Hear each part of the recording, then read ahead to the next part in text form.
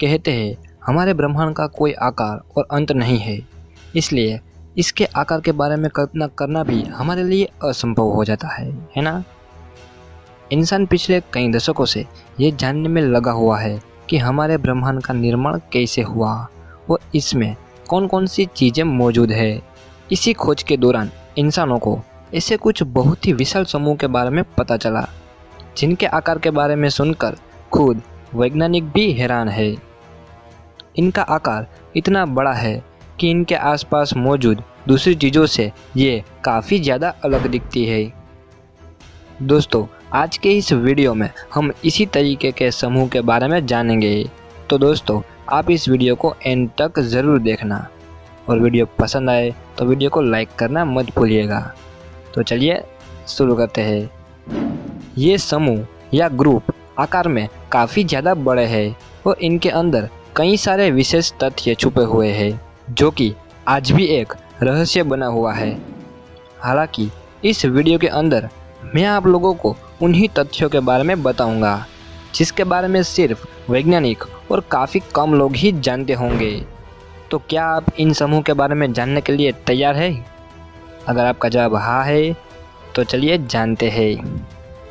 5 सबसे बड़े समूह में पहले नंबर पर आता है सरस्वती सुपर क्लस्टर। ये सुपर क्लस्टर इसके आकार के साथ साथ ये इसलिए भी खास है क्योंकि इसका नाम माता सरस्वती के नाम के अनुसार रखा गया है।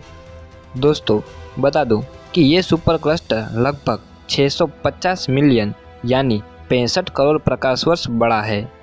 इसके आकार और भव्यता को देखकर हर कोई मोहित हो जाता है, इसीलिए इसे ब्रह्मांड में मौजूद सबसे बड़े समूह में से एक माना जाता है। आपके बेहतर जानकारी के लिए आपको बता दूं कि ब्रह्मांड में कुछ आकाशगंगाओं को लेकर एक ग्रुप का निर्माण होता है, फिर कई हजारों ग्रुप मिलकर एक क्लस्टर को बनाते हैं और बाद में कई 100 या 1000 क्लस्टर मिलकर एक सुपर क्लस्टर को बनाते हैं। ब्रह्मांड में कई अरबों सुपर क्लस्टर मौजूद हो सकते हैं, जिनको कि वैज्ञानिक आज धीरे धीरे खोज रहे हैं। वैसे सरस्वती सुपर क्लस्टर की अगर मैं बात करूं तो इसे पुणे के सावित्रीबाई फुल्ले यूनिवर्सिटी में काम कर रहे जोयदीप बागची और उनके सहकर्मियों ने खोजा था। इस सुपर क्लस्टर को खोजने के लिए उन्होंने स्लोन डिजिटल स्काई सर्वे की मदद ली थी। इस सुपर क्लस्टर के एक खोजकर्ता ये कहते हैं कि स्लोन डिजिटल स्काई सर्वे के आधार पर इस विशाल समूह को खोजना मानचित्रित के आधार पर किसी पर्वत श्रृंखला को खोजने जैसा है। दोस्तों, अब मैं आपको सरस्वती सुपर क्लस्टर के बारे में कुछ विशेष बातें बताऊंगा। सरस्वती सुपर क्लस्टर समूह के बारे में सबसे बड़ी खास बात ये है कि ये पृथ्वी से काफ़ी दूर मौजूद है। पृथ्वी से ये लगभग 4 अरब प्रकाश वर्ष के दूरी पर स्थित पीसीस के अंदर मौजूद है। इस सुपर क्लस्टर के अंदर 43 बड़े बड़े क्लस्टर और ग्रुप्स शामिल हैं। इसके अलावा वैज्ञानिक कहते हैं कि सरस्वती सुपर क्लस्टर के अंदर 400 से भी अधिक आकाशगंगाएं मौजूद हो सकती है, जो कि हमारे सूर्य के आकार से 2 करोड़ अरब गुना बड़ा हो सकते हैं। वैज्ञानिकों के लिए सरस्वती सुपर क्लस्टर के ऊपर शोध करना काफ़ी ज़्यादा कठिन हो जाता है, क्योंकि 10 अरब प्रकाश वर्ष दूर पुराने ब्रह्मांड में 4 अरब प्रकाश वर्ष दूर मौजूद सुपर क्लस्टर के बारे में पता लगाने के लिए काफ़ी ज़्यादा समय की ज़रूरत पड़ती है। जोयदीप बागची के अनुसार इस सुपर क्लस्टर से हम प्रारंभिक ब्रह्मांड के बारे में काफ़ी कुछ जानकारियाँ ले सकते हैं। इसके अलावा उन्होंने ये भी कहा है कि इस सुपर क्लस्टर के जरिए हम बिग बैंग के बारे में काफ़ी कुछ जान सकते हैं। बागची ने इस सुपर क्लस्टर को लेकर काफ़ी कुछ सपने देखे हैं। उनके अनुसार अगर वो इस सुपर क्लस्टर को आने वाले समय में और भी अच्छे तरीके से जान पाए तो वो ब्रह्मांड के सबसे खुफिया चीज़ डार्क मेटल के बारे में भी पता लगा सकते हैं, क्योंकि ऐसा माना जाता है कि ये सुपर क्लस्टर तब बना होगा जब ब्रह्मांड में डार्क मेटल का बनना शुरू ही हुआ होगा। ऐसे में ये देखना बाकी है कि हमारे वैज्ञानिक इस सुपर क्लस्टर के बारे में कितना खोज पाते हैं। अब इस सूची के दूसरे स्थान पर आता है विशाल IC1101। सबसे आसान भाषा में कहूँ तो ये एक बहुत ही बड़ा अंडाकृति आकाशगंगा है, जो कि लगभग 20 लाख प्रकाश वर्ष तक फैला हुआ है। अगर मैं पृथ्वी से इस आकाशगंगा की दूरी की बात करूं तो ये लगभग 1.04 अरब प्रकाश वर्ष होगा। वैज्ञानिक के अनुसार इस आकाशगंगा के अंदर लगभग 100 अरब तारे शामिल है। इसलिए ये आकाशगंगा एक काफ़ी बड़ा तारों का समूह बन जाता है। इसको साल 1970 में ब्रिटिश खगोल वैज्ञानिक फ्रेडरिक विलियम के द्वारा खोजा गया था। इस आकाशगंगा को अति विशाल आकाशगंगाओं की श्रेणी में रखा जाता है और ये काफ़ी ज़्यादा चमकीली भी है। वैज्ञानिकों के अंदर इस आकाशगंगा के आकार को लेकर काफ़ी ज़्यादा विवाद चलता रहता है, क्योंकि पृथ्वी से इस आकाशगंगा की दूरी कम नहीं है। पृथ्वी से ये आकाशगंगा देखने में एक सपाट डिस्क के आकार का लगता है, परंतु इस बात से काफ़ी सारे वैज्ञानिकों को आज भी काफ़ी दिक्कत होती है। इसके अलावा वैज्ञानिकों को इसके आकार को लेकर भी कई सारे दुविधाएं हैं। वैज्ञानिक किसी भी आकाशगंगा के आकार को ब्लू शिफ्ट के जरिए मापते हैं, परंतु इस आकाशगंगा में एक व्यतिक्रम देखा जाता है। वैज्ञानिकों को लगता है कि आकाशगंगा के केंद्र में काफ़ी ज़्यादा खाली जगह मौजूद है, जिससे आकाशगंगा से मिलने वाली जानकारी सटीक नहीं है। वैसे इस आकाशगंगा के अंदर कई पुराने सितारे भी स्थित हैं, जो कि सूर्य से 7 अरब साल पुराने हैं। दोस्तों, अब मैं जिस विशाल समूह के बारे में बताने जा रहा हूँ, उसके बारे में जानना आप लोगों को जानना बहुत ही ज़्यादा जरूरी है। वैसे इस विशाल समूह का नाम है विग्रो सुपर क्लस्टर। अब आप लोग सोच रहे होंगे कि इसमें कौन सी खास बात हो गई जो ये सुपर क्लस्टर हमारे लिए जानना इतना ज़रूरी है। तो दोस्तों, जान लीजिए कि हमारी आकाशगंगा मिल्की वे और पड़ोसी आकाशगंगा एंड्रोमेडा भी इसी सुपर क्लस्टर के अंदर आती है। 11 करोड़ प्रकाश वर्ष में फैले इस विशाल समूह के अंदर लगभग 100 आकाशगंगाएं और अलग अलग तरह के क्लस्टर मौजूद होंगे। माना जाता है कि ये सुपर क्लस्टर ब्रह्मांड के सबसे बड़े एवं प्राचीन समूह में से एक है। हालांकि 2014 में किए गए एक शोध से पता चला है कि विग्रो सुपर क्लस्टर उससे भी बड़े एक अल्ट्रा सुपर क्लस्टर का हिस्सा है, जिसका नाम है रुलाइनिका। वैसे इस समूह को 1970 से 1980 के दशक में किए गए एक सर्वे में खोजा गया था। आपकी जानकारी के लिए बता दूं कि ये वो समय था जब वैज्ञानिकों को अंतरिक्ष में सुपर क्लस्टर के बारे में पहली बार कुछ सटीक तरीके से पता चला था। उस समय कई कम सुपर क्लस्टर को खोजे जाने के कारण विग्रो सुपर क्लस्टर को लोकल सुपर क्लस्टर भी कहा जाता था। इस सुपर क्लस्टर के केंद्र में किनारे के मुकाबले कई ज़्यादा आकाशगंगाओं को पाया जाता है। वैज्ञानिक के अनुसार विग्रो सुपर क्लस्टर के अंदर डार्क मैटर की मौजूदगी हो सकती है। इस सोच से पता चला है कि सुपर क्लस्टर के अंदर लगभग m = 10⁻15 तक का डार्क मैटर हो सकता है।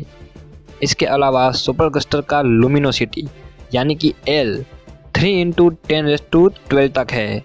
इसलिए वजन और ल्यूमिनोसिटी अनुपात 300 से भी ज़्यादा हो जाता है, जिससे ये पता चलता है कि इस समूह के अंदर डार्क मैटर मौजूद रह सकता है। दोस्तों, इसके अलावा एक बात गौर करने वाली ये भी है कि बाकी समूह से भिन्न इस समूह के अंदर कई सारे ऐसे भी क्लस्टर मौजूद है जिनका की मास और ल्यूमिनोसिटी रेशियो काफ़ी ज़्यादा हाई है। वहीं समूह के अंदर मिल्की वे जैसे ऐसे भी आकाशगंगाएं मौजूद है जिनका की मास और ल्यूमिनोसिटी दूसरे आकाशगंगाओं से।